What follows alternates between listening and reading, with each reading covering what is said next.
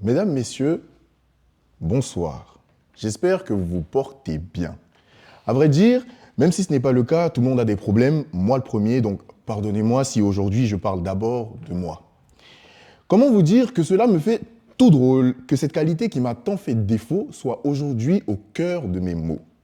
On me dit, être altruiste, c'est penser d'abord aux autres. Mais si je m'oublie moi, qui restera-t-il pour aider les autres ? Si je n'ai pas d'abord pris soin de sculpter ce corps d'Apollon que vous voyez, comment pourrais-je appliquer les femmes et les enfants d'abord ? On présente l'altruisme comme étant l'oubli de soi, une prépondérance de l'autre sur moi. L'égoïsme est masqué par l'héroïsme et tout acte altruiste est caché par une part d'égoïsme. Prenons l'exemple d'un footballeur qui ne pense qu'à ses statistiques personnelles. Il ne pense qu'à marquer. On peut dire de manière péjorative qu'il est égoïste. Cependant, cet égoïsme mènera inéluctablement à la victoire de son équipe. De ce fait, entendons-nous bien, ce joueur égoïste est altruiste. L'altruisme, sous la forme qu'on la connaît, est « j'affirme et j'atteste » hypocrite. Les gens font semblant de s'oublier pour être rappelés. À vrai dire, mesdames et messieurs, parmi tous les défauts, que dis-je, parmi toutes les qualités qui existent, j'ai choisi la moins hypocrite, celle d'être égoïste. Ce qui fait de moi le plus grand et fier des altruistes.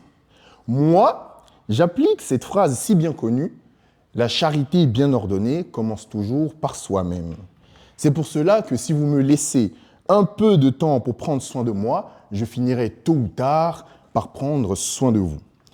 Mesdames, Messieurs, je suis égoïste. Et c'est de famille, car mon père l'est aussi.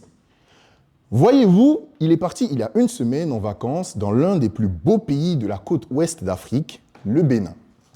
Parti pour 3 semaines, me laissant le rôle du père, sans cette autorité naturelle qu'il a, lui, sur mes 3 petits frères. Égoïste!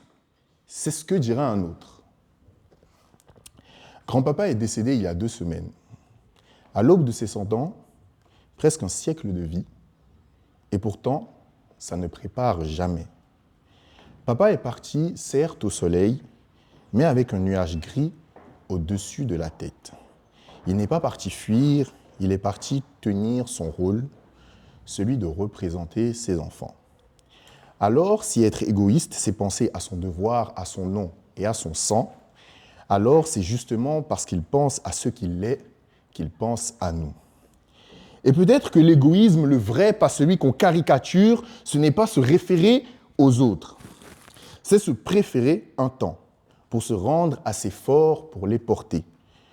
On peut faire preuve d'altruisme à partir d'une réflexion qui est purement égoïste.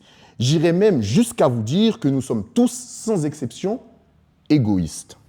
L'altruiste n'est rien de plus que l'égoïste qui pense à lui au travers de l'autre. Un hypocrite.